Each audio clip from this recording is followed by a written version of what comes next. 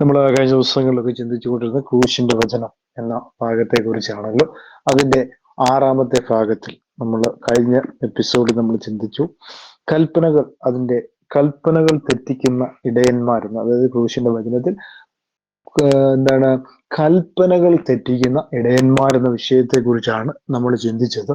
അതിനകത്ത് നമ്മൾ ചിന്തിച്ചു അവർ ചെയ്തുകൊണ്ടിരിക്കുന്ന വലിയ തെറ്റുകൾ. കാരണം തൃത്വസ്തുതികളെ കുറിച്ചും ത്രിയേക ദൈവത്തിനുള്ള സ്തുതിയും, അതായത് 3 ദൈവങ്ങളെക്കുറിച്ചുള്ള സ്തുതികളും ഒക്കെ അവര് തങ്ങളുടെ ആടുകളെ പഠിപ്പിച്ച് പറ്റിച്ചുകൊണ്ടിരിക്കുന്ന ഒരു കാലഘട്ടത്തിലൂടെയാണ് നമ്മൾ ഓരോരുത്തരും കടന്നു പോകുന്നത്.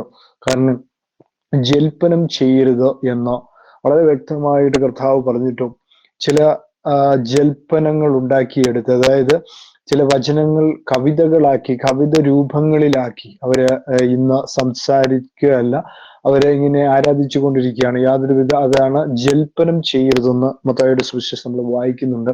കർത്താവ് യേശു ക്രിസ്തു തന്നെ അതിനെ വിലക്കിയിട്ടുള്ളതായിട്ട് നമുക്ക് കാണാൻ കഴിയുന്നു. അത് മറ്റൊരു അവസരത്തിൽ ഞാൻ അതിനെക്കുറിച്ച് വിശദീകരിക്കുന്നതാണ്. ഇന്ന് എൻ്റെ വിഷയം എന്ന് പറയുന്നത് സ്നാനമാണ്. സ്നാനത്തിൽ നമ്മൾ പ്രധാനമായിട്ടും ചിന്തിക്കുന്നത് എന്താണ്, പല തരത്തിലുള്ള സ്നാനങ്ങൾ ഇന്ന് നമ്മുടെ ഇടയിൽ നടക്കുന്നുണ്ട് അല്ലെ.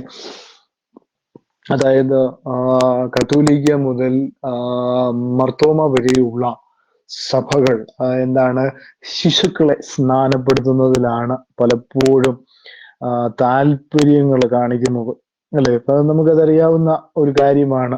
അതുപോലെ തന്നെ അതിനുശേഷമുള്ള വരുന്നവരെല്ലാം മുതിർന്ന സ്നാനം, കൊടിക്കീഴിലുള്ള സ്നാനം, ഇങ്ങനെ പല ടൈപ്പിലുള്ള സ്നാനങ്ങൾ ഈ കാലത്ത് ഉണ്ട്.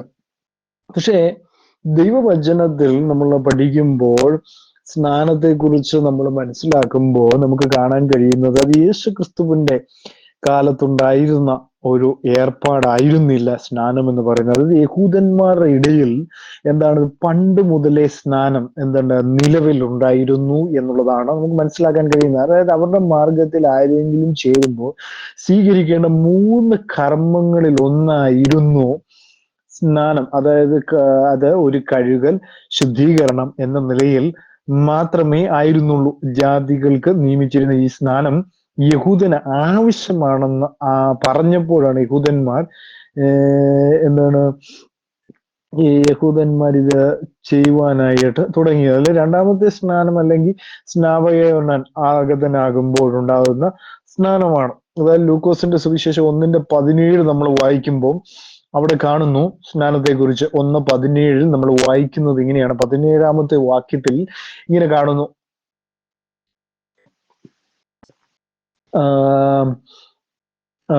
യോഹന്നാൻ സ്നാപകന്റെ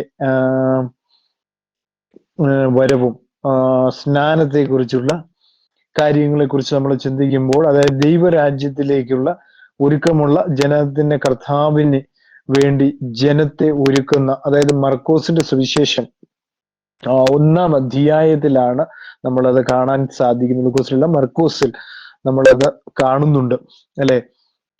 അവിടെ നമ്മൾ വായിക്കുന്നത് എങ്ങനെയാണ്, 1-ാം അധ്യായം 4-ാമത്തെ വാക്യത്തിൽ യോഹന്നാൻ വന്നു അല്ലെ. യോഹന്നാൻ വരുന്നതിനെ കുറിച്ച് തന്നെ യെശയ്യാവ് പ്രവചിച്ചിട്ടുണ്ട്. അതവിടെ വളരെ വ്യക്തമായിട്ട് എഴുതിയിരിക്കുന്നു. 1:3 1:2, 3 നമ്മൾ വായിക്കുമ്പോൾ അവിടെ എഴുതിയിരിക്കുകയാണ്, ഞാൻ നിനക്ക് മുമ്പായി എൻ്റെ ദൂതനെ അയക്കുന്നു, അവൻ നിന്റെ വഴി ഒരുക്കും, കർത്താവിന്റെ വഴി ഒരുക്കുവിൻ, അവന്റെ പാത നിരപ്പാക്കുവിൻ എന്ന് മരുഭൂമിയിൽ വിളിച്ചു പറയുന്നവന്റെ വാക്ക്. അപ്പൊ കർത്താവിന് വഴിയൊരുക്കുവിൻ. അപ്പൊ ഏക കർത്താവേ ഉള്ളൂ, ഒരു കർത്താവ്. അപ്പൊ ഒരു കർത്താവിന് വേണ്ടി വഴിയൊരുക്കുകയാണ്. പല ആളുകളും പറയുന്നു തൃത്വത്തിലെ 2ാമനാണ് വഴിയൊരുക്കുന്നത്. അപ്പൊ ഏക കർത്താവ് എന്നാണ് ആര് പഠിപ്പിച്ചിരിക്കുന്നത്? യേശു കർത്താവും ശിഷ്യന്മാരും പഠിപ്പിച്ചിരിക്കുന്ന ഏക കർത്താവ് എന്നുള്ള കൽപ്പന തന്നെ ഞാൻ പറഞ്ഞു അവര് ലംഘിച്ചിരിക്കുന്നു എന്നുള്ളതാണ്. അപ്പൊ പൂർണ്ണമായി എല്ലാം ലംഘിച്ചിരിക്കുകയാണ്. കാരണം തൃത്വസ്തുതിയും 3 ദൈവങ്ങൾക്കുള്ള സ്തുതികളും എല്ലാം കൂടി ചേർന്നുകൊണ്ട് ഇവരെന്ത് ചെയ്യുന്നു? ദൈവനാമത്തെ ദുഷിക്കുന്ന രീതിയിലുള്ള ആരാധനകളും തൃത്വസ്തുതികളുമാണ് ഇവിടെ നടന്നുകൊണ്ടിരിക്കുന്നത് എന്നുള്ളതാണ് വളരെ വ്യക്തമായിട്ട് നമുക്ക് കാണാൻ കഴിയുന്നു. അതായത് കർത്താവിന്റെ വഴിയൊരുക്കുവീൻ, ഏക കർത്താവാണ്, ആ കർത്താവിന് വഴിയൊരുക്കുവീൻ, അവന്റെ പാത നിരപ്പാക്കുവീൻ എന്ന് മരുഭൂമിയിൽ വിളിച്ചു പറയുന്നവന്റെ വാക്ക് എന്നിങ്ങനെ യെശയ്യാ പ്രവാചകൻ മുഖാന്തരം യെശയ്യാ പ്രവാചകന്റെ പുസ്തകത്തിൽ എഴുതിയിരിക്കുന്നത് പോലെ യെശയ്യാ പ്രവാചകന്റെ പുസ്തകത്തിൽ അത് രേഖപ്പെടുത്തിയിട്ടുണ്ട്. ആ ഭാഗം അതിന്റെ 4-ാമത്തെ വാക്യത്തിൽ യോഹന്നാൻ വന്നു, മരുഭൂമിയിൽ സ്നാനം കഴിപ്പിച്ചും പാപമോചനത്തിനായുള്ള മാനസാന്തര സ്നാനം പ്രസംഗിച്ചു കൊണ്ടുമിരുന്നു. അപ്പോ എന്തായിരുന്നു യോഹന്നാൻ, അതായത് കർത്താവിന് പാതയൊരുക്കുവാൻ വന്ന യോഹന്നാൻ ചെയ്തുകൊണ്ടിരുന്ന സ്നാനത്തെ കുറിച്ച് അവിടെ വ്യക്തമായി രേഖപ്പെടുത്തിയിട്ടുണ്ട്. അത് ഏത് സ്നാനമായിരുന്നു? പാപമോചനത്തിനായുമുള്ള മാനസാന്തര സ്നാനം മാത്രമായിരുന്നു, അല്ലെ? അത് ആ സ്നാനം കൊണ്ട് എന്താണ്, കർത്താവായ യേശു ക്രിസ്തുവിനെ ധരിക്കുവാൻ ആ സ്നാനം കൊണ്ട് കഴിഞ്ഞിരുന്നില്ല എന്നുള്ളതാണ്. യോഹന്നാന്റെ സ്നാനം അതെന്താണ്? അത് ദൈവത്താൽ സ്ഥാപിക്കപ്പെട്ടതായിരുന്നു. യോഹന്നാന്റെ സ്നാനം സ്വർഗത്തിൽ നിന്നും മനുഷ്യരിൽ നിന്നും കർത്താവ് മഹാപുരോഹിതന്മാരോടും ജനത്തിന് മൂപ്പന്മാരോടും ചോദിച്ച ചോദ്യമാണിത്.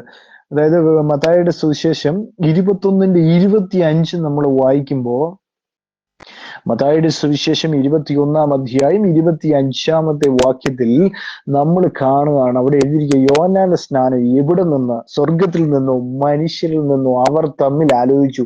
സ്വർഗത്തിൽ നിന്ന് എന്ന് പറഞ്ഞാൽ പിന്നെ നിങ്ങൾ അവനെ വിശ്വസിക്കാത്തത് എന്ത് എന്ന് അവൻ നമ്മോട് ചോദിക്കും. അല്ലോ, മനുഷ്യരിൽ നിന്ന് എന്ന് പറഞ്ഞാലോ നാം പുരുഷാരത്തെ ഭയപ്പെടുന്നു, എല്ലാവരും യോഹന്നാനെ പ്രവാചകൻ എന്നല്ലോ എണ്ണുന്നത് എന്ന് പറഞ്ഞു.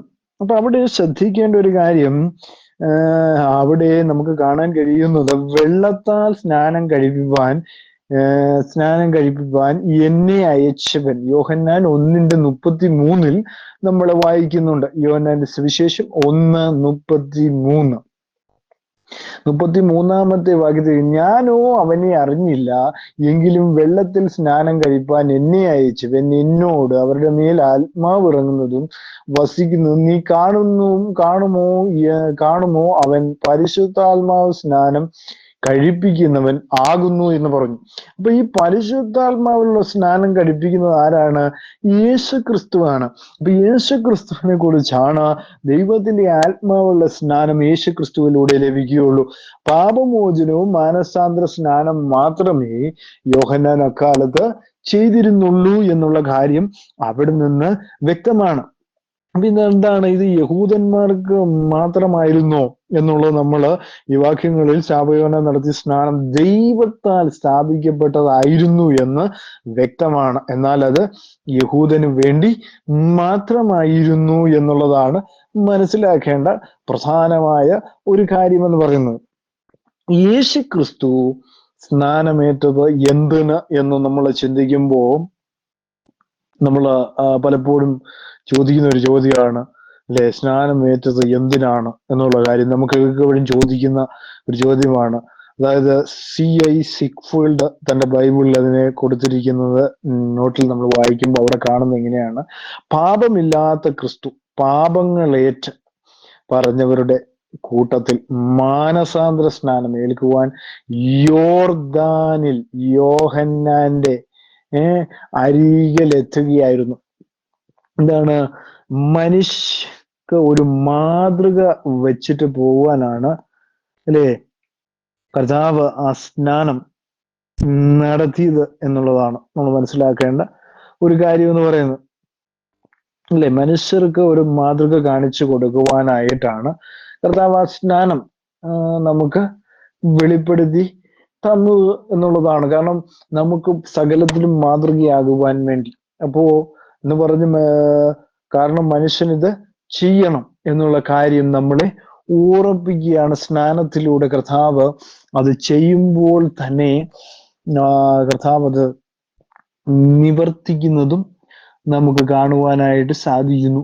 അപ്പോ നമ്മൾ എന്താണ് ചെയ്യേണ്ടത്?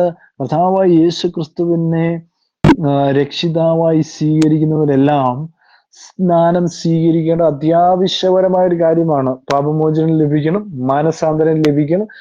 മാനസാന്തരം എന്ത് ചെയ്യണം? പാപമോചനം ലഭിക്കണമെങ്കിൽ എന്ത് ചെയ്യണം? സ്നാനപ്പെടണം.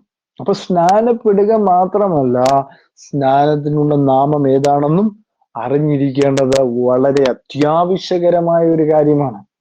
ഏതാണ് നിങ്ങളുടെ സ്നാനനാമം എന്നുള്ള കാര്യവും നമ്മൾ അറിഞ്ഞിരിക്കേണ്ട ഒരു വസ്തുത തന്നെയാണ്, അല്ലേ? അപ്പോ നമ്മള് പലപ്പോഴും മനസ്സിലാക്കാത്ത ഒരു കാര്യമാണ് സ്നാനം, അല്ലെ? സ്നാനം എന്താണ്? സ്നാനത്തിന്റെ ചരിത്രം എന്താണ്, അല്ലെ? അവർക്ക് നേരത്തെ യഹൂദനെ സംബന്ധിച്ചിടത്തോളം അവർക്ക് എന്തുണ്ടായിരുന്നു? ശുദ്ധീകരണം ഉണ്ടായിരുന്നു എന്നൊക്കെ അവരെ കുറിച്ച് നമുക്ക് കാണാനായിട്ട് സാധിക്കുന്നു.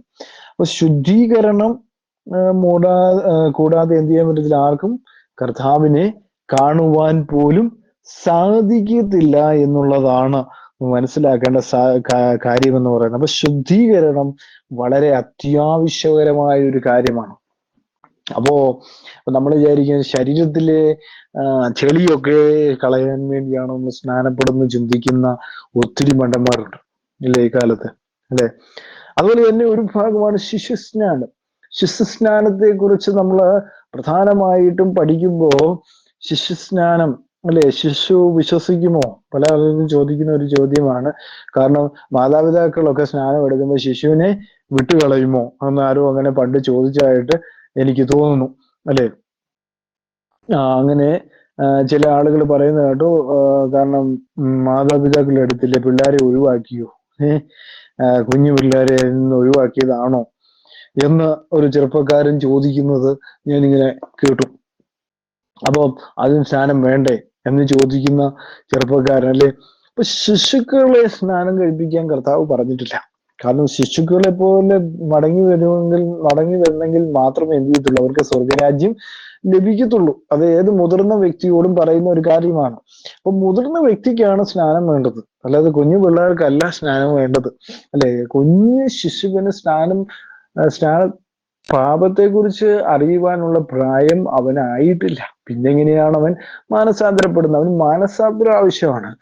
കാരണം ആ കുഞ്ഞിന്റെ എന്താണ് പിതാവോ അല്ലെങ്കിൽ അതിന്റെ പിതാവിന്റെ പിതാവായ അല്ലെങ്കിൽ വല്യപ്പച്ചനോ അല്ലെങ്കിൽ ആരെങ്കിലും അതിന്റെ കയ്യിൽ പിടിച്ചുകൊണ്ട് കർത്താവായ യേശുക്രിസ്തുവിനെ സ്വീകരിക്കുന്നു എന്ന് പറഞ്ഞാൽ ആ കൊച്ചു സ്വീകരിക്കുമോ? ആ കൊച്ചിന് അറിയുമോ? അറിയത്തില്ല.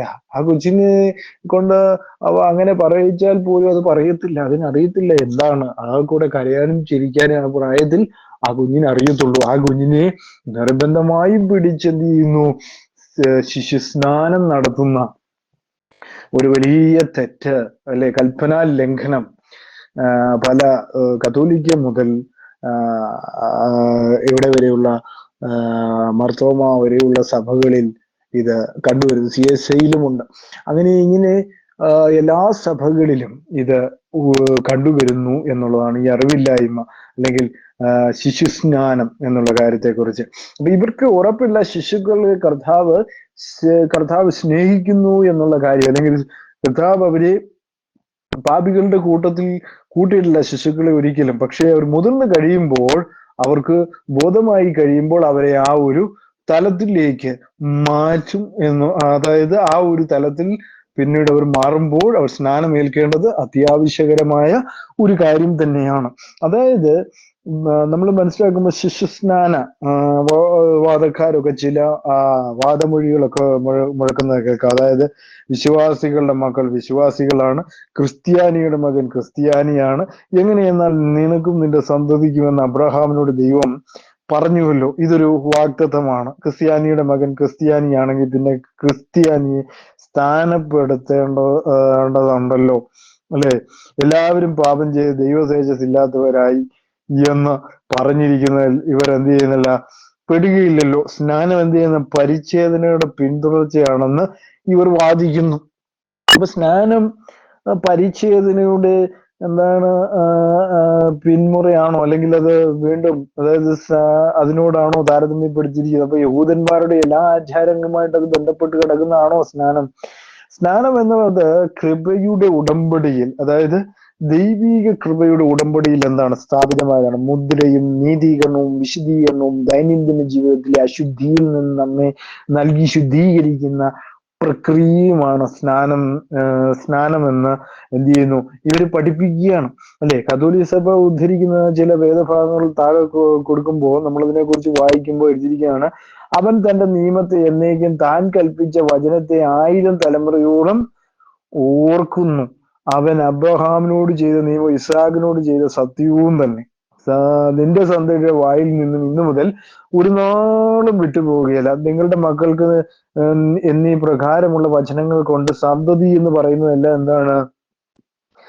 മലക്കിടപ്പ് കിടക്കുന്ന കുഞ്ഞുങ്ങളെ ആണ് ഇവർ വിചാരിക്കുന്നത്. വാഗ്ദത്തമുള്ളത് കൊണ്ട് കുഞ്ഞുങ്ങൾ അറിയാം, അതെ ഇവർക്ക് എന്താണ് കൃപ വ്യാപരിക്കുമെന്നാണ് ഇവരുടെയൊക്കെ വാദകം എന്ന് പറയുന്നത്. അതായത് ഉൽപ്പത്തി 1-ാം അധ്യായത്തിൽ ഇതിനെ ആധാരമായിട്ട് അവർ എടുക്കുന്നതും നിന്റെ സന്തതിക്കും മേൽപ്പറഞ്ഞ സന്തതികൾക്കും എന്താണ് ശിശുസ്നാനം ആധാരമായി വരുമെന്നുള്ളതാണ്. അതായത് അത് സ്നാനത്തെ കുറിച്ചല്ല മനസ്സിലാക്കുന്നത്, വാഗ്ദത്തത്തെ കുറിച്ചാണ് അവിടെ രേഖപ്പെടുത്തിയത്. വാഗ്ദത്തമെല്ലാം എടുത്ത് ശിശുസ്നാനമാക്കി എന്നുള്ളതാണ് നമ്മൾ മനസ്സിലാക്കേണ്ട പ്രധാനമായിട്ടുള്ള കാര്യം എന്ന് പറയുന്നത്. അപ്പൊ ശിശുസ്നാനം എന്താണ്? തെറ്റാണ്, ദൈവവചന വിരുദ്ധമാണ്, അല്ലെ? അപ്പൊ നമ്മള് ഓർത്തഡോക്സ് അതുപോലെ തന്നെ യാക്കോബായരുടെ ഉപദേശം അവിടെ കൂദാശ ക്രമങ്ങൾ എന്ന ഗ്രന്ഥത്തില് നമ്മൾ പഠിക്കുമ്പോൾ അവിടെ എഴുതിയിരിക്കുന്നത് ഇങ്ങനെയാണ്: മാമോദിസയ്ക്കുമുള്ള പ്രാർത്ഥന, അതായത് ദൈവമായ കർത്താവ് അഗ്നിയാലും ആത്മാവിനാലും ജ്ഞാനസ്നാനം നൽകാൻ വേണ്ടി നിന്റെ വിശുദ്ധ ശ്രീഹന്മാരെ നീ വിശ്വാസപൂർവം ഭരമേൽപ്പിച്ചതുമായ ആ ആത്മീയ പൗരോഹിത്യ ശുശ്രൂഷയ്ക്ക് ഞങ്ങളെ യോഗ്യരാക്കണമേ. അതായത് കർത്താവ് സ്നാനത്തിനും വീണ്ടും ജനനത്തിനുമായി അടുത്തു വരുന്ന ഇവന്റെ ആത്മാവിന് പാപികളായ ഞങ്ങളുടെ മധ്യസ്ഥ മൂലം രക്ഷ ലഭിക്കുകയും അവൻ അനുഗ്രഹം കരുണയും പ്രാപിക്കുകയും ചെയ്യുവാൻ സംഗതിയാകട്ടെ എന്ന് പറയുമ്പോൾ വിശുദ്ധ ശ്രീഹന്മാര് കൊടുത്ത സ്നാനവും പട്ടക്കാരന്റെ സ്നാനവും രണ്ടാണ്. അതാണ് വിശുദ്ധ ശ്രീഹന്മാർ കൊടുത്ത സ്നാനവും ഉണ്ട്, പട്ടക്കാരന്റെ സ്നാനവും രണ്ടാണ്. വേദപുസ്തകത്തിൽ ആത്മീയ പുരോഹിതന്മാരുണ്ട്, പക്ഷെ അവർ സ്നാനം കൊണ്ട് വീണ്ടും ജനനമുണ്ടെന്ന് പഠിപ്പിക്കുന്നില്ല. വെള്ളം കോരി ഒഴിച്ചാൽ വീണ്ടും എന്താണ്? വെള്ളം കോരി ഒഴിച്ചാൽ വീണ്ടും ജനിക്കുകയല്ല. കൂടാതെ ആത്മാവിന്റെ രക്ഷയ്ക്ക് പാപികളുടെ മധ്യസ്ഥത കൊണ്ടോ നീതിമാന്റെ മധ്യസ്ഥത കൊണ്ടോ രക്ഷ കിട്ടുകയല്ല. വീണ്ടും ജനനം നടക്കുന്നത് എങ്ങനെയാണ്? പച്ചവെള്ളം കൊണ്ടല്ല, പരിശുദ്ധാത്മാവ് കൊണ്ടാണ്. അപ്പൊ ഇതാണ് നമുക്ക് വരേണ്ട ഏറ്റവും വലിയ ബോധം എന്ന് പറയുന്നത്, അല്ലെ? ഏറ്റവും വലിയ അറിവ് അല്ലെങ്കിൽ ഏറ്റവും വലിയൊരു കാര്യം എന്ന് പറയുന്നത്, നമുക്ക് വരേണ്ട അറിവ് എന്ന് പറയുന്നത് ഇതാണ്: പരിശുദ്ധാത്മാവിനെ ലഭിക്കുക എന്നുള്ളതാണ്, അല്ലെ? സ്നാനത്തിലൂടെ നമ്മൾ പരിശുദ്ധാത്മാവ് കർത്താവായ യേശു ക്രിസ്തുവിനെ ധരിക്കും. പരിശുദ്ധാത്മാവ് ദൈവത്തിന്റെ ആത്മാവ് നമ്മളിൽ വന്ന് വസിക്കുകയാണ്. അപ്പോ അത് 2-3 വ്യക്തികളൊന്നുമല്ല.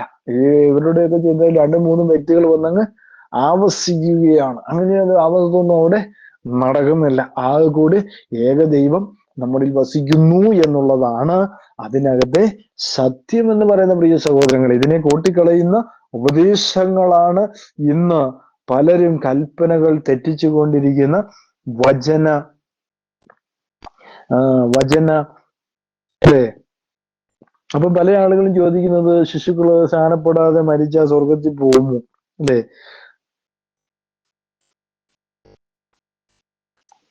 അതാണ് പലർക്കും ഇന്ന് ഭയങ്കരമായ സംശയം എന്ന് പറയുന്നത്. യേശു പറഞ്ഞു, ശിശുക്കളെ എന്റെ അടുക്കൽ വരുവാൻ വിടുവിൻ, ദൈവരാജ്യം ഇങ്ങനെയുള്ളവരുടേതല്ലോ. അപ്പൊ ശിശുക്കൾക്ക് ഓൾറെഡി എന്ത് ചെയ്തിട്ടുണ്ട്? സ്വർഗരാജ്യം ഓൾറെഡി കൺഫേംഡ് ആണ്, അവർക്ക് മാറ്റമില്ല, അവർക്ക് ഉറപ്പിച്ചു വെച്ചിരിക്കുന്നതാണ് സ്വർഗരാജ്യം, അല്ലേ? കുഞ്ഞുങ്ങള് ശിശുവായി മരിച്ചു പോയി കഴിഞ്ഞാൽ ഇവരുടെ വിചാരം വരുന്നത് എന്താണ്? ആ സ്വർഗത്തിൽ പോകത്തില്ല. കാരണം ശിശുവിന് ഓൾറെഡി എന്താണ്? ഗ്യാരണ്ടിയാണ്. ഓൾറെഡി ഗ്യാരണ്ടി കർത്താവ് പറഞ്ഞിട്ടുണ്ട്. അപ്പൊ അതുപോലും ശ്രദ്ധിക്കാതെയാണ് ഈ വക തെറ്റിലേക്ക് ഇവർ പൊയ്ക്കൊണ്ടിരിക്കുന്നത്. അപ്പൊ കൽപ്പന നിഷേധങ്ങൾ അവിടെ കൂടുന്നു എന്നുള്ളതാണ് നമ്മൾ മനസ്സിലാക്കേണ്ട ഏറ്റവും വലിയ കാര്യം എന്ന് പറയുന്നത്, അല്ലേ? അതായത് കൂടാതെ എന്താണ്? ക്രിസ്തുവിന്റെ കാൽവരി ക്രൂശിലെ മരണത്താൽ മനുഷ്യൻ രക്ഷ കയറി വന്നിരിക്കുകയാണ്. എന്താണ്? റോമാലേഖനത്തിൽ നമ്മൾ വായിക്കുമ്പോൾ അവിടെ ഏകന്റെ ലംഘനത്താൽ സകല മനുഷ്യർക്കും ശിക്ഷാവിധി വന്നതുപോലെ ഏകനീതിയാൽ സകല മനുഷ്യർക്കും ജീവകാരണമായ നീതീകരണം വന്നു കഴിഞ്ഞിരിക്കുകയാണ്. അപ്പൊ കഥാവ് യേശു ക്രിസ്തു, അതായത് ദൈവത്തിന്റെ ജഡത്തിലുള്ള വെളിപ്പാട്, മക്കൾ ജഡരക്തങ്ങളോട് കൂടിയവരായതുകൊണ്ട് അവനും അവരെ പോലെ ആയി എന്ന് എബ്രായർ ലേഖനത്തിൽ എഴുതിയിരിക്കുന്നു. രണ്ടാമത്തെ വ്യക്തിത്വം വന്നാണോ നമ്മളെ രക്ഷിച്ചത്? അല്ല. അത് മനസ്സിലാക്കേണ്ട ഒരു കാര്യമാണ്. ദൈവവും അവന്റെ പുത്രനും ആദിയിൽ ഉണ്ടായിരുന്നു എന്ന് പഠിപ്പിക്കുന്ന വളരെ തെറ്റായ ഒരു പഠിപ്പീര് അല്ലെ. ദൈവവും അവന്റെ പുത്രനും ഉണ്ട്. ദൈവത്തിന്റെ പുത്രനും പുത്രിയും എന്ന് പറയുന്നത് ആദായും ഹവ്വായുമായിരുന്നു അല്ലെ. ദൈവത്തിനുണ്ടായിരുന്ന രണ്ട് മക്കളായിരുന്നു ആദായി ഹവ്വായി. അവര് എന്ത് ചെയ്തു? പാപം ചെയ്തു. നേരെ ഭൂമിയിലേക്ക് വന്നു. കാരണം ഈ നെറ്റിയിലെ വേർപ്പുകൊണ്ട് അപ്പം ഭക്ഷിക്കുന്ന ഭൂമിയിലേക്ക് അവർ വന്നു. എന്തിനവർ വന്നു? കാരണം ദൈവത്തിനോട് അനുസരണക്കേട് കാണിച്ചു. തിന്നരുതെന്ന് പറഞ്ഞ പഴം അവർ തിന്നു. തിന്നതിന്റെ ഫലമായി, പിശാചിന്റെ വാക്ക് കേട്ട് അത് തിന്നതിന്റെ ഫലമായി അവർക്ക് എന്തുണ്ടായി? നന്മ തിന്മകളെ കുറിച്ച് അറിയുവാനുള്ള ബോധം അവർക്കുണ്ടായി. അങ്ങനെ അവരെന്ത് ചെയ്തു? ഈ ഭൂമിയിലേക്ക്, ശാപം നിറഞ്ഞ ഈ ഭൂമിയിലേക്ക് കഷ്ടപ്പെടുവാനായിട്ട് അല്ലെ. ഏദനിൽ എല്ലാ സമ്പത്തും അല്ലെ, സകലത്തിന്റെയും മേലെ ദൈവം അവർക്ക് വാഴുവാനുള്ള അധികാരം കൊടുത്തു. തന്റെ മക്കളെ, സ്വന്തം മക്കളെ പോലെ ചേർത്ത് വച്ചിരുന്നവർ പെട്ടെന്ന് അതുപോലെ തന്നെ അത് പോയി. അപ്പൊ ദൈവത്തിനൊരു പുത്രനുണ്ടോ? ദൈവത്തിന്റെ പുത്രനും പുത്രിയുമായിരുന്ന ആദായും ഹവ്വായും ചെയ്തതിന്റെ ഫലമാണ് ഇന്ന് ഈ കോടാനുകോടി ജനങ്ങൾ ഈ ലോകത്ത് അല്ലെ വന്നതും. കാരണം അവര് ഏതെനിലായിരുന്നു എങ്കിൽ, കാരണം ഇങ്ങനെയുള്ള പാപ സ്വഭാവങ്ങളൊന്നും മനുഷ്യനില് ഉടലെടുക്കുകയില്ലായിരുന്നു. കാരണം എന്താണ്? മനുഷ്യൻ എന്ത് ചെയ്തതിന്? ദൈവത്തെ അനുസരിച്ച് ഏദൻ തോട്ടത്തിൽ കഴിഞ്ഞുമായിരുന്നു. പക്ഷേ അതായിരുന്നില്ല. പിശാച് അവര് തെറ്റിച്ചതിന്റെ ഫലമായി അവരെന്ത് ചെയ്തു? ഭൂമിയിലേക്ക്, ശാപം നിറഞ്ഞ, പാപം നിറഞ്ഞ ഈ ഭൂമിയിൽ അവര് വന്നു. അവരുടെ വലിയൊരു തലമുറകളായി അവർ മാറി അല്ലെ. പാപം കൊണ്ടും ശാപം കൊണ്ടും നിറഞ്ഞ ദൈവത്തിനെതിരായി പ്രവർത്തിക്കുന്ന മക്കളായി അവർ മാറി എന്നുള്ളതാണ് നമുക്ക് മനസ്സിലാക്കുവാനായിട്ട് സാധിക്കുന്നത്. അപ്പൊ ആ പാപത്തിൽ നിന്നും നമ്മളെ വിടുവിക്കുവാനാണ് കർത്താവായ യേശു ക്രിസ്തു, അതായത് ദൈവം മനുഷ്യനായി ഭൂമിയിലേക്ക് ഇറങ്ങി വന്ന് തന്റെ മക്കളെ രക്ഷിക്കുവാനായിട്ട് ഇറങ്ങി വരുന്നു. അതാണ് നമ്മൾ മനസ്സിലാക്കേണ്ട ഏകന്റെ നീതി എന്ന് അവിടെ രേഖപ്പെടുത്തിയിരിക്കുന്നത്. അപ്പൊ ഏകന്റെ നീതി എന്താണ്? സകല മനുഷ്യർക്കും ജീവകാരണമായ നീതീകരണം വന്നു. അപ്പൊ നീതീകരിക്കപ്പെടുന്നതാണ് കർത്താവായ യേശു ക്രിസ്തുവിലൂടെ, ആ ഏകരക്ഷകനിലൂടെ. അപ്പൊ ഏകരക്ഷകനിലൂടെ രക്ഷപ്പെടുവാൻ നമുക്ക് തന്നിരിക്കുന്ന ഈ സ്നാനം അല്ലെ, പാപമോചനത്തിനായുള്ള സ്നാനം, അത് 3 ദൈവങ്ങളുടെ നാമത്തിലാണോ? 3 ദൈവങ്ങളുടെ നാമത്തിലല്ല, ഏക ദൈവത്തിന്റെ നാമത്തിലാണ് സ്നാനം. അത് മനസ്സിലാക്കേണ്ട ഏറ്റവും വലിയൊരു കാര്യമാണ്. ത്രിയേക ദൈവത്തിന്റെ നാമത്തിലല്ല, തൃത്വ ദൈവത്തിന്റെ നാമത്തിലല്ല സ്നാനം. തൃത്വമോ ത്രിയേകവുമല്ല ദൈവം ഏകനാണ് എന്ന് വളരെ വ്യക്തമായി പഠിപ്പിച്ചിട്ടും സ്നാനം വരുമ്പോൾ 3 ദൈവങ്ങളും, ദൈവത്തെ കുറിച്ച് പറയുമ്പോൾ 3 ദൈവങ്ങളും ഇങ്ങനെ പോകുന്നു ക്രിസ്ത്യാനികളുടെ ഇടയിൽ അല്ലെ. അപ്പൊ 3 ദൈവങ്ങളെ വെച്ച് ആരാധിച്ചു കൊണ്ടിരിക്കുന്ന കത്തോലിക്ക മുതൽ ബെന്തിക്കോസ് വരെയുള്ള എല്ലാ സഭകളും ഇങ്ങനെ 3 ദൈവങ്ങളെ ആരാധിച്ചു വരികയാണ്. യാതൊരു മാറ്റവും അതിനകത്തില്ല. ഏക ദൈവം എന്ന് പറയുന്നു, ഏക കർത്താവ് എന്ന് പറഞ്ഞിട്ടും അവർ കൽപ്പന ലംഘനം നടത്തി എന്ന് ഞാൻ കഴിഞ്ഞ എപ്പിസോഡിൽ വളരെ വ്യക്തമായി അതിനെക്കുറിച്ച് ഞാൻ രേഖപ്പെടുത്തിയിരുന്നു. അപ്പൊ അതിൽ നിന്നും ഉരുത്തിരിഞ്ഞു വന്ന ശിശുസ്നാനം അല്ലെ, കർത്താവായ യേശു ക്രിസ്തുവിന്റെ കർത്താവായ യേശു ക്രിസ്തുവിനെ വിശ്വസിക്കാത്ത എങ്ങനെയാണ് കുഞ്ഞിനെ സ്നാനപ്പെടുത്തുക? കാരണം കർത്താവായ യേശു ക്രിസ്തുവിലൂടെ എന്താ പറയുക, ശിശുക്കളോട് പറയുകയാണ്, കർത്താവായ യേശു ക്രിസ്തുവിനെ വിശ്വസിക്കണമെന്ന് പറയാം. ശിശു വിശ്വസിക്കുമോ? ശിശു വിശ്വസിക്കുകയല്ല, ശിശു ഒരിക്കലും വിശ്വസിക്കാനും പോകുന്നില്ല എന്നുള്ളതാണ് നമ്മൾ മനസ്സിലാക്കേണ്ട പ്രധാനമായ കാര്യം എന്ന് പറയുന്നത്. അങ്ങനെ അറിവില്ലാത്ത പഠനങ്ങൾ ഈ കാലങ്ങളിൽ ശിശുസ്നാനത്തെ കുറിച്ച് ഒരുപാട് കാര്യങ്ങൾ നമ്മൾ മനസ്സിലാക്കുമ്പോൾ നമ്മള് പരിച്ഛേദനയെ കുറിച്ച് പറയുന്നു അല്ലെ. പരിച്ഛേദനയെല്ലാം എന്തായിരുന്നു എന്നുള്ള കാര്യത്തെ കുറിച്ച്, അതായത് വിശ്വസിച്ച അബ്രഹാം പിന്നെ പരിച്ഛേദന അടയാളം, വിശ്വസിച്ച ക്രിസ്ത്യാനിക്ക് സ്നാനം അടയാളം. സ്നാനത്തിന്റെ കാര്യം എന്താണ്? ക്രിസ്തുവിന്റെ പരിച്ഛേദനയാൽ എന്ന് പറഞ്ഞിരിക്കുകയാണ് അല്ലെ. പരിച്ഛേദന അല്ലെ. അതുപോലെ തന്നെ പൂർണ്ണമായും ജഡത്തിന്റെ പ്രവൃത്തിയുടെ ക്രിസ്തുവിനോടുള്ള ബന്ധത്തിൽ മരിപ്പിച്ച് പുതുജീവൻ പ്രാപിക്കുക എന്നുള്ളതാണ്. അതാണ് സ്നാനത്തിലൂടെ നമ്മൾ അർത്ഥമാക്കുന്നത്. അതുപോലെ തന്നെ മൂന്നാമതായിട്ട് വരുമ്പോൾ 1 കൊരിന്ത്യർ 10-ാം അധ്യായം 1 മുതൽ 3 വരെയുള്ള വാക്യങ്ങളിൽ നമ്മൾ കാണുന്നു, പഴയ നിയമവിശ്വാസികൾക്കും ഒരു ആരാധനയും ഒരു മേശയും സ്നാനവും ഉണ്ടായിരുന്നു. അതായത് പാറയിൽ നിന്ന് കുടിക്കുന്നു, അതായത് മേശയ്ക്ക് സദൃശവും പാറയിൽ നിന്ന് കുടിക്കുന്നതും മേശയ്ക്ക് സദൃശവും മേഘത്തിലും സമുദ്രത്തിലും കൂടി കിടക്കുന്നത് സ്നാനത്തിന് സദൃശവുമാകുന്നു. പത്രോസ് സ്നാനത്തെ എന്ത് ചെയ്യുന്നു? ന്യായവിധിയിൽ നിന്നുള്ള വിടുതലായും പൗലോസ് അതിനെ പുതിയ യുഗത്തിലേക്കുള്ള ശക്തിയുടെ സന്തോഷത്തിലേക്ക് കിടക്കുന്ന ഒന്നായും അതിനെ വിശദീകരിച്ചിരിക്കുന്നു. അപ്പം പരിച്ഛേദനയായോ ഇതിൽ യാതൊരു ബന്ധവുമില്ല. കാരണം ഇത് പുതുതായി ജനിക്കുന്നതാണ് സ്നാനത്തിലൂടെ കാണുന്നത്, അല്ലെ? നിക്കോദിമോസിനോട് ഇതേ കാര്യമാണ് പറയുന്നത്. യോഹന്നാന്റെ സുവിശേഷം 3-ാം അധ്യായം അതിന്റെ 16-ാമത്തെ വാക്യത്തിൽ നമ്മൾ വായിക്കുന്നു. 3-ാം അധ്യായത്തില് നിക്കോദിമോസിനെ കുറിച്ച് നമ്മൾ പഠിക്കുമ്പോ, അല്ലെ, 3-ാം അധ്യായം 3-ാം വാക്യം, യേശു അവനോട്, ആമീൻ ആമീൻ ഞാൻ നിന്നോട് പറയുന്നു, പുതുതായി ജനിച്ചില്ല എങ്കിൽ ദൈവരാജ്യം കാണുവാൻ ആർക്കും കഴിയുകയില്ല എന്ന് ഉത്തരം പറഞ്ഞു. നിക്കോദിമോസ് അവനോട്, മനുഷ്യൻ വൃദ്ധനായ ശേഷം ജനിക്കുന്നത് എങ്ങനെ? രണ്ടാമതും അമ്മയുടെ ഉദരത്തിൽ കിടന്ന് ജനിക്കാമോ എന്ന് ചോദിച്ചു. അതിന് യേശു, ആമീൻ ആമീൻ ഞാൻ നിന്നോട് പറയുന്നു, വെള്ളത്തിനാലും ആത്മാവിനാലും ജനിച്ചില്ല എങ്കിൽ ദൈവരാജ്യത്തിൽ കിടപ്പാൻ കഴിയുകയില്ല. ജഡത്താൽ ജനിച്ചത് ജഡമാകുന്നു, ആത്മാവിനാൽ ജനിച്ചത് ആത്മാവാകുന്നു. അപ്പൊ ജഡത്താൽ ജനിച്ചതെല്ലാം എന്താണ്? ജഡമാകുന്നു. അതായത് ജഡം എന്ന് പറയുന്നത് പ്രാകൃത മനുഷ്യനെയാണ് സൂചിപ്പിക്കുന്നത്. ഓമർഗെഴുതിയ ലേഖനം 7-ാം അധ്യായം 5 മുതൽ 18 വരെയുള്ള വാക്യങ്ങൾ നമ്മൾ കാണുന്നുണ്ടത്. അതായത് മക്കൾക്ക് ജന്മം നൽകാൻ മനുഷ്യന് സാധിക്കും, എന്നാൽ ഒരിക്കലും ആത്മീയ പുതുജീവൻ നൽകുവാൻ സാധിക്കുകയില്ല. ആ ശ്രമമെല്ലാം എന്ത് ചെയ്യും? പരാജയപ്പെടും. ദൈവത്തിന് മാത്രമേ എന്ത് ചെയ്യാൻ പറ്റത്തുള്ളൂ? ആത്മീയ ജീവൻ ഉളവാക്കുന്നതിന് കഴിയുകയുള്ളൂ. വെള്ളം എന്ന വാക്ക് ഇവിടെ ഉപേക്ഷിച്ചിരിക്കുന്നു എന്നുള്ളത് ശ്രദ്ധിക്കുക. കാരണം എന്താണ്? അത് സ്വർഗം നമ്മളെ കാണുകയാണ്. നമ്മളൊരു സ്വർഗവുമായി ഒരു കരാറിൽ ഏർപ്പെടുകയാണ് ജലസ്നാനത്തിലൂടെ. കാരണം ഞാൻ ഇനി കർത്താവിനായി ജീവിച്ചു കൊള്ളാം, അല്ലെങ്കിൽ കർത്താവിന് വേണ്ടി ജീവിക്കുക, ആ കർത്താവിന് വേണ്ടി അതായത് കർത്താവിന്റെ കൽപ്പന അനുസരിക്കുക, അല്ലെ? നിക്കോദിമോസിനോട് പറയുകയാണ്, വീണ്ടും ജനിക്കണം. വീണ്ടും ജനിച്ചില്ല എങ്കിൽ എന്ത് ചെയ്യാൻ പറ്റത്തില്ല? ദൈവരാജ്യം കാണാൻ കഴിയുകയില്ല. അത് എങ്ങനെയുള്ളതാണ്?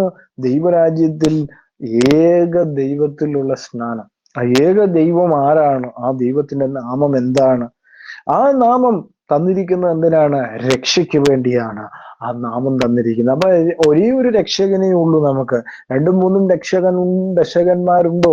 ആ രക്ഷയ്ക്കുടകുന്ന നാമം നമ്മൾ കണ്ടെത്തുമ്പോഴാണ് നമ്മൾ യഥാർത്ഥ സ്നാനത്തിലേക്ക് നമ്മൾ വരുന്നത്. അല്ലാതെ 3 ദൈവങ്ങളുടെ നാമത്തിലാണ് സ്നാനം എന്ന് പഠിപ്പിക്കുന്ന ഇവിടുത്തെ കത്തോലിക്ക മുതൽ ബെന്തിക്കോസ് വരെയുള്ള 3 ദൈവങ്ങളുടെ നാമത്തിൽ പിതാവ്, പുത്ര, പരിശുദ്ധാത്മാവ്. പിതാവ്, പുത്ര, പരിശുദ്ധാത്മാവ് എന്ന് പറയുന്നിടത്ത് എവിടെയാണ് നാമമുള്ളത്? അവിടെ നാമമില്ല. അല്ലെങ്കിൽ അത് നാമങ്ങൾ എന്ന് പറയുന്നത് അവിടെ എവിടെയാണോ ഒരു സ്പെസിഫിക് ആയ നാമം? അവിടെ ഇല്ല. പിതാവിന്റെ നാമം, പിതാവ് എന്ന് പറയുന്ന ഒരു ടൈറ്റിലാണ്. ശ്രദ്ധിക്കുകയാണെങ്കിൽ അറിയാം. പുത്രൻ എന്ന് പറയുന്ന ഒരു ടൈറ്റിലാണ്. ആത്മാവ് എന്ന് പറയുന്ന ഒരു ടൈറ്റിലാണ്.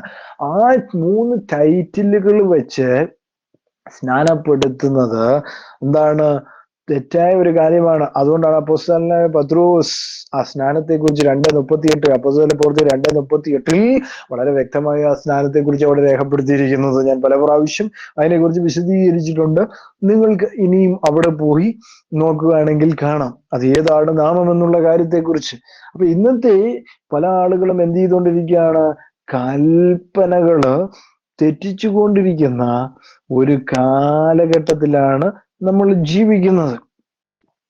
അപ്പം ഏതാണ് നാമം? നാമം മനസ്സിലാക്കണം. അപ്പൊ എന്ത് ചെയ്യുന്നു?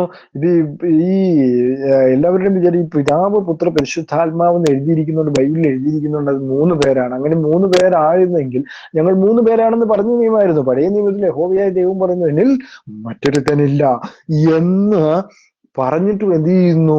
പിന്നെയും പറയുന്നു അതിനകത്ത് 3 പേരുണ്ട്. അല്ലെ? എഫേസ്യർക്ക് എഴുതിയ ലേഖനത്തിൽ നമ്മൾ വായിക്കുന്നു, എല്ലാവരിലും ഇരിക്കുന്നവനും എല്ലാവരിലും വ്യാപരിക്കുന്നവനും എല്ലാവരിലും ഇരിക്കുന്നവനുമായ ദൈവം ഒരുവൻ എന്നാണ് രേഖപ്പെടുത്തിയത്. മൂവരെന്നൊരു വാക്ക് അവിടെ കാണുന്നില്ല. കാണാതെ തന്നെ അവിടെ രേഖപ്പെടുത്തി എഴുതി വെച്ചിരിക്കുകയാണ്. ഇന്നത്തെ പല തൃത്വ സ്നേഹിതന്മാരും, അല്ലെ? അപ്പൊ തൃത്വം തെറ്റല്ല എന്ന് നിങ്ങൾ തന്നെ സൂക്ഷിച്ചു നോക്കുക. തൃത്വം എന്ന് പറയുന്ന സംഗതിയുണ്ടോ? ഏകദൈവം, അല്ലെ? ഞാൻ കഴിഞ്ഞ പ്രാവശ്യം പറഞ്ഞു ഏകദൈവത്തെ കുറിച്ച്. കഴിഞ്ഞ എപ്പിസോഡ് കൂടി നിങ്ങൾ നോക്കുമ്പോൾ മനസ്സിലാകും, നമുക്ക് ഏകദൈവമേ ഉള്ളൂ. 3 ദൈവങ്ങൾ നമുക്കില്ല. 3 വ്യക്തിത്വങ്ങൾ കൂടുന്ന ദൈവവുമില്ല. ദൈവം ഏകനാണ്, ഒരുവനാണ് എന്നുള്ള കാര്യം മറന്നു പോകരുത്. അത് നമ്മൾ മനസ്സിലാക്കേണ്ട ഏറ്റവും വലിയ ഒരു കാര്യമാണ്, അല്ലേ? അപ്പോ യേശു ക്രിസ്തുവിനെ രക്ഷിതാവും കർത്താവുമായി സ്വീകരിക്കണം എന്നുള്ളതാണ് പ്രധാനമായ കാര്യം എന്ന് പറയുന്നത്, അല്ലെ? നമ്മൾ മർക്കോസിന്റെ ലേഖനത്തിലേക്ക് വരുമ്പോ മർക്കോസിൽ പറയുന്ന 16-ാം അധ്യായം 16-ാമത്തെ വാക്യത്തില്, വിശ്വസിക്കുകയും സ്നാനം ഏൽക്കുകയും ചെയ്യുന്നവൻ രക്ഷിക്കപ്പെടും, വിശ്വസിക്കാത്തവൻ ശിക്ഷാവിധിയിലകപ്പെടും. അപ്പം വിശ്വാസം ഒരു പ്രധാനപ്പെട്ട ഒരു കാര്യമാണ്. ഏത് നാമത്തിലാണ് നമ്മൾ വിശ്വസിക്കുന്നത്? ആരുടെ നാമത്തിലാണ്? രക്ഷയ്ക്ക് തന്നിട്ടുള്ള നാമത്തിലാണ് നമ്മൾ വിശ്വസിക്കുന്നത്. രക്ഷയ്ക്ക് തന്നിട്ടുള്ള നാമം ഏതാണ്? യേശുക്രിസ്തുവിന്റെ നാമമാണ്. ആ രക്ഷയിലാണ് നമ്മൾ വിശ്വസിക്കേണ്ടത്. അതല്ലാതെ വേറൊന്നിനും നമുക്ക് വിശ്വസിക്കുവാനുള്ള അവകാശമില്ല. കാരണം ഏകനാമം, ഏക ദൈവം, ഏകനാമം. അപ്പൊ ആ നാമത്തിലാണ് നമ്മൾ എന്ത് ചെയ്യേണ്ടത്? വിശ്വസിക്കേണ്ടത്, അല്ലെ? ഏകനാമമേ അവിടെ പറയുന്നുള്ളൂ. 2ഉം 3ഉം നാമങ്ങൾ അവിടെ പറയുന്നില്ല. പിന്നെ എങ്ങനെയാ അപ്പോൾ എത്ര ദൈവമായി? 3 ദൈവങ്ങളായി. 2ഉം 3ഉം നാമങ്ങൾ അവിടെ പറയുന്നുണ്ട്. നാമങ്ങൾ എന്ന് പറയണമായിരുന്നു, അല്ലെ? മത്തായിയുടെ സുവിശേഷം 28-ാം അധ്യായത്തിലേതാണ് പിതാവ് പുത്ര പരിശുദ്ധാത്മാവിന്റെ നാമത്തിൽ എന്ന് പറഞ്ഞിട്ടുണ്ട്. അതിനൊരു നാമമുണ്ട്. പിതാവിനൊരു നാമമുണ്ട്, പുത്രനും പരിശുദ്ധാത്മാവിനും ഒരു നാമമേ ഉള്ളൂ. ആ നാമം രക്ഷയ്ക്കായിട്ടുള്ള നാമമാണ്. ആ നാമത്തിന്റെ പേര് നമ്മൾ വെളിപ്പെടുത്തുന്നു. ആരെ? പത്രോസ് അപ്പോസ്തലൻ ആ നാമം എന്താണെന്ന് അപ്പോസ്തല പ്രവൃത്തികളിൽ വിശദീകരിക്കുന്നത് നമുക്ക് കാണാൻ കഴിയുന്ന പ്രിയ സഹോദരങ്ങളെ. അപ്പൊ ഈ ദിവസങ്ങളിൽ രക്ഷയ്ക്കായിട്ട് ആകാശത്തിന്റെ കീഴിൽ മനുഷ്യരുടെ ഇടയിൽ നൽകപ്പെട്ടിരിക്കുന്ന വേറൊരു നാമവും ഇല്ല. നമ്മളെ രക്ഷപ്പെടുത്തുവാൻ ദൈവത്തിന്റെ ഒരേ ഒരു നാമമേ ഉള്ളൂ, നമ്മളെ രക്ഷിക്കുവാൻ. ആ നാമത്തിൽ തന്നെയാണ് സ്നാനം. ആ നാമത്തിലാണ് നമ്മൾ വിശ്വസിക്കേണ്ടതും. ആ നാമത്തിലാണ് കർത്താവായ യേശു ക്രിസ്തുവിനോട് ചേരുവാൻ കഴിയുകയുള്ളൂ. കർത്താവായ യേശു ക്രിസ്തുവിനോട് ചേർന്നാൽ മാത്രമേ ദൈവരാജ്യത്തിൽ പ്രവേശിക്കാൻ കഴിയുകയുള്ളൂ. അവന്റെ ആത്മാവ് നമ്മൾ വന്നിരിക്കണമെങ്കിൽ ആ നാമത്തിലൂടെ പറ്റുകയുള്ളൂ. വഴിയും സത്യവും ജീവനുമാകുന്നു എന്ന് കർത്താവായ യേശു ക്രിസ്തു പറഞ്ഞു, അല്ലെ? കഴിഞ്ഞ ദിവസങ്ങളിലൊക്കെ കത്തോലിക്കരുടെ പ്രഥമ ഇടയൻ പറയുന്നത് കേട്ടു, എല്ലാ മതങ്ങളും എന്ന് പറഞ്ഞാൽ എല്ലാ അഭിപ്രായങ്ങളും, അല്ലെ? എല്ലാ മതങ്ങളും എല്ലാ അഭിപ്രായങ്ങളും, അല്ലെ? അപ്പൊ എല്ലാ അഭിപ്രായങ്ങളും ദൈവത്തിന്റെ അടുക്കലേക്കാണ് എത്തിക്കുന്നത്. അപ്പൊ അങ്ങനെയാണോ അതിന്റെ അർത്ഥം? മതങ്ങൾ എന്ന് പറയുമ്പോൾ തന്നെ എല്ലാ അഭിപ്രായങ്ങളാണ്, അല്ലെ? എല്ലാം മനുഷ്യന്റെ അഭിപ്രായങ്ങൾ മാത്രമാണ്, മനുഷ്യൻ ഉണ്ടാക്കി എടുത്തതാണ് അതെല്ലാം. പക്ഷെ അതല്ല ദൈവത്തിന്റെ വഴി. ദൈവത്തിന്റെ വഴി നോക്കണമെങ്കിൽ 66 പുസ്തകങ്ങൾ, ദൈവവചനമാകുന്ന 66 പുസ്തകങ്ങൾ നമ്മൾ പഠിക്കണം, അല്ലെ? ആ 66 പുസ്തകങ്ങളിലാണ് നമ്മുടെ രക്ഷ ആരിലാണെന്നും ആരിലായിരിക്കുന്നതെന്നും ആരാണ് ഏകദൈവമെന്നും ആരുടെ നാമത്തിലാണ് സ്നാനമെന്നും അവിടെ വ്യക്തമായിട്ട് രേഖപ്പെടുത്തിയിട്ടുണ്ട്. വിശ്വസിക്കുന്നവർക്കാണ് പ്രധാനമായും സ്നാനം കൊടുത്തേണ്ടത്. അത് തന്നെ തെറ്റാണ്. വിശ്വസിക്കാത്ത ശിശുവിനെ കൊണ്ട് എന്ത് ചെയ്യുന്നു? മാമോദിസ മുക്കിയെടുക്കുന്നു. വളരെ തെറ്റായ പഠിപ്പീരാണ് ഈ പഠനങ്ങളെല്ലാം തന്നെ നടത്തിക്കൊണ്ടിരിക്കുന്നത്. കത്തോലിക്ക മുതൽ അതായത് പെന്തിക്കോസ് വരെയുള്ള പെന്തിക്കോസുകാർ എന്ത് ചെയ്യുന്നു? 3 ദൈവങ്ങളുടെ നാമത്തിൽ സ്നാനം നടത്തുന്നു. അപ്പോൾ അവിടുന്ന് ബാക്കിയുള്ള കത്തോലിക്ക മുതൽ മർത്തോമ വരെയുള്ള സഭകൾ എന്ത് ചെയ്യുന്നു? ശിശുക്കളെ സ്നാനപ്പെടുത്തുന്നു. തെറ്റായ പഠനം. അതുകൊണ്ട് തന്നെയാണ് ഞാൻ പറയുന്നത്, ഇടയന്മാർ കൽപ്പന ലംഘിച്ചിരിക്കുന്നു. ഈ വചനങ്ങൾ നിങ്ങൾക്ക് അനുഗ്രഹപ്രദമായെങ്കിൽ ഇതിന്റെ അടുത്ത ഭാഗം ഞാൻ അടുത്ത എപ്പിസോഡിൽ നിങ്ങളോട് സംസാരിക്കുന്നതായിരിക്കും. നിങ്ങൾക്ക് ഈ വചനം അനുഗ്രഹപ്രദമായെങ്കിൽ ഞാൻ നിങ്ങൾക്ക് വേണ്ടി പ്രാർത്ഥിക്കുവാൻ പോകുന്നു. മഹാപരിശുദ്ധനും നിത്യനുമായ ദൈവമേ, ഈ സമയത്തിനായി സ്തുതിക്കുന്നു. വചനം കേട്ട എല്ലാവരെയും വാഴ്ത്തി അനുഗ്രഹിക്കണം. ഇവളായിട്ട് ഭാരപ്പെടുന്ന എല്ലാവർക്കും പൂർണ്ണമായ സൗഖ്യം പെടുത്തലും കർത്താവ് കൽപ്പിക്കണമെന്ന് പ്രാർത്ഥിക്കുന്നു. ഇതിലെ അഡ്മിന്മാരെ എല്ലാം അനുഗ്രഹിക്കണം. കർത്താവിന്റെ കൃപ എല്ലാവരോടും കൂടെ ഇരിക്കണം. പ്രാർത്ഥന സ്വർഗം ശ്രദ്ധിച്ച് കേട്ട സ്വത്രം മാനവ മഹത്വമൊക്കെ ചിന്നെടുക്കണം. എല്ലാം യേശു ക്രിസ്തുവിന്റെ തന്നെയുള്ള നാമത്തിൽ തന്നെ. ആമീൻ ആമീൻ. സ്തോത്രം.